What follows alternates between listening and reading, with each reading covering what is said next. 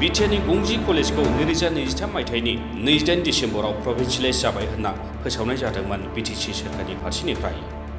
কেইটামান ভাল খবৰ আছে, এই খবৰটো অকমান আগত ক'ব বিচাৰিছোঁ যে আমাৰ যিটো বড়োলেণ্ড পিচ একৰ্ড যিটো শান্তি চুক্তি হৈছিল তাৰ দফা 6.3 মৰ্মে বিভিন্ন আমাৰ যিবিলাক ভেঞ্চাৰ ডিগ্ৰী কলেজেছ আছিল বা ইনষ্টিটিউশ্যন সকল আছিল তেখেতসকলক সেইবিলাকক প্ৰভিন্সিয়েলাইজ কৰাৰ কাৰণে এটা প্ৰভিজন আছিলে আৰু সেই মৰ্মে আজি আপোনালোকক জনাই আমি সুখী হৈছোঁ যে 259 টিচিং এণ্ড নন টিচিং এটা পোষ্ট বা ষ্টাফ তেখেতসকলক প্ৰভিন্সিয়েলাইজ কৰাৰ কাৰণে এটা সিদ্ধান্ত অলৰেডি গ্ৰহণ কৰা হৈছে, এটা অৰ্ডাৰো ওলাই গ'ল আৰু এইটো হৈছে in partial fulfilment of the বড়ো পিচ একৰ্ড 2020 আৰু সেই মৰ্মে আমাৰ 10খন কলেজ এতিয়া প্ৰভিন্সিয়েলাইজ হৈছে বুলি আমি ঘোষণা কৰিছোঁ আৰু লগতে 259 all together both teaching and non teaching ষ্টাফৰ তেখেতসকলৰ চাকৰিটো আমি ঘোষণা কৰিছোঁ।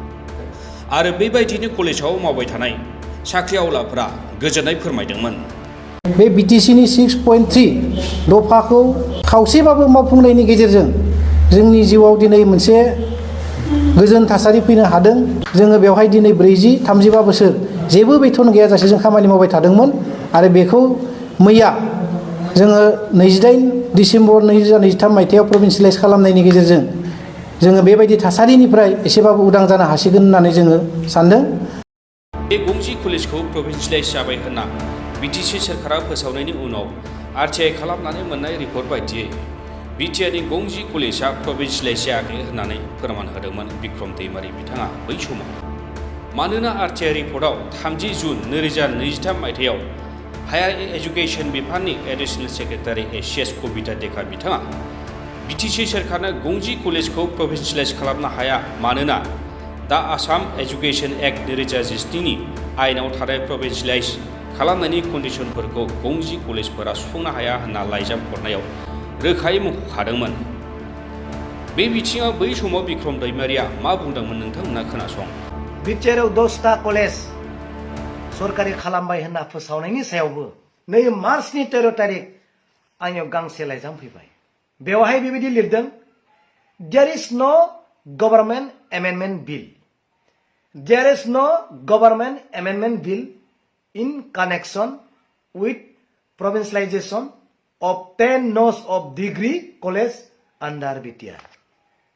बिटिआरआव दाख्लै बावै जानाय 10टा कलेजखाबो जेबो गभर्नमेन्टनि एमेन्डमेन्ट बिल गैया होननानै दिनै बे लाइजामखौ हरदों। बेसेबां दुखु गोनां। आंनि सावरायनायाव बिथांमोना फोरमायदों बे देरसिन गोरोन्थिखौ प्रमद बर' सार बिथाङा खालामनाङामोन होननानै गोजौ लेभेलनि अफिसारा बुंदों। इलेक्शननि थाखाय बे नाटकखौ खालामनाया जोंनि बर' रायजो राजानि थाखाय दुखु गोनां खोथा। दिनै बिनि थाखाय सोर धरना होगोन? एबसु, आबो, बर' साहित्य सभा बा सोरबा बनसु बा सोरबा बिएसएफ सोर धरना होगोन बिनि थाखाय? दिनै गोबां आसा खालामदों रायजोआ सरकारि जामारगोन नामा, नाथाय दिनै बेबायदि मोनसे लेटारखौ आसाम सरकार लिरना हरखाबाय। ओरैबायदि लिरनानै हरदों, it is not possible for state government to provincialise the college. बहुत दुखु गोनां खोथा। बेखौथ' दिनै रायजोनो मोनथिहोआखै रावबो। खनसेनो बोफ्लेजोब्बाय बे 6.3 दफाखौ। दानिया जाय सरकारा दिनै बे 6.3 दफाखौ नाटसाट खालामबाय, बे सरकारनि लिडारफोरखौ हमदो दानिया जोंनि बर' रायजो राजाया। दिनै आं बे खोथाखौ मिथिहोबाय। बे लेटारखौ आं नोंथांमोन होगोन, नोंथांमोना मोजाङै नायब्लानो जाबाय। नोंथांमोना गाव खालामना लानो हागोन, नाथाय बेथनखौबो नों गावसोरनो होनांगोन। जोङो नोंथांमोननि बे कलेजनि बेथन होनाया जोंनि फान्डजों जेबो सोमोन्दो गैया होननानै बे लाइजामाव बिथांमोना जोंनो लिरनानै हरदों। बेबायदिनो बावैसो सान सिगां आसाम आयेन आफादनि बुंथिगिरि बिश्वजित दैमारि बिथाङा क'क्राझाराव खौरांगिरिनि सिगाङाव बिटिसि सोरखारा गंजि कलेजनि थाखाय हादरसा सोरखारनिफ्राय फाइनेन्सियेल कनकारेन्स लायखाय प्रभिन्सियेलाइज जायाखै होननानै बुंनायाव रोखा जायोदि दासिमबो गंजि कलेजआ सिगांनि समाव बिक्रम दैमारिनि बुंनाय बायदियैनो आबुङै दासिमबो सोरखारि जायाखै। नाथाय सोंथिया बेसो बुंथिगिरि बिश्वजित दैमारि बिथाङा बुंनाय बायदि बिटिसिआव खामानिफोरा सिस्टेमेटिकेलि जामारा नामा? जायनि जाउनाव बिटिसिनो हरनाय राङा थांफिननाय कलेज प्रभिन्सियेलाइज जानांगौआ जायैबायदि जाबाय थादों नामा?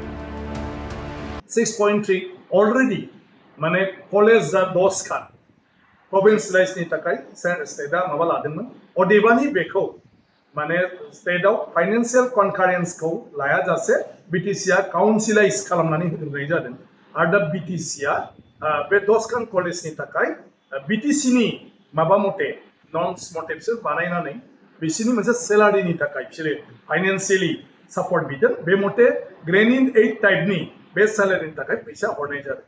दा बे प्रभिन्सियेलाइजेसन सम्पूर्ण जायाखै आरो सम्पूर्ण जायैनाया जाहैबाय बिटिसिआ फाइनेन्सियेल कनकारेन्सखौ लायाखै आरोखि फाइनेन्सियेल कनकारेन्स जायालासिनो माने काउन्सिलाइज खालामनाय जादों माने काउन्सिलनिफ्रायनो खालामनाय जादों। नाथाय जोंनि बिटिसि सरकारा जिकुनु गोदान पस्ट जिकुनु जुदि जोङो माने सोरनोबा रेकारिं एक्सपेन्डिचार खालामनांगौब्ला बिनि थाखाय जोङो बाजेटआव बेखौ लाबोनांगोन आरो बिनि थाखाय जोङो स्टेट गभर्नमेन्टनिफ्राय माने फाइनेन्सियेलि कनकारेन्सखौ लानांगोन आरोखि फाइनेन्सियेलि जों बिसोरनिफ्राय पारमिसनखौ लानांगौ। बे खामानिखौ बिटिसिआ मावनाय जायाखै आरो बे खामानिखौ मावैनि थाखाय दिनैहाय 10 खान कलेजआ माने फुल प्रेजेन्ट प्रभिन्सियेलाइजेसन जाथ'वाखै।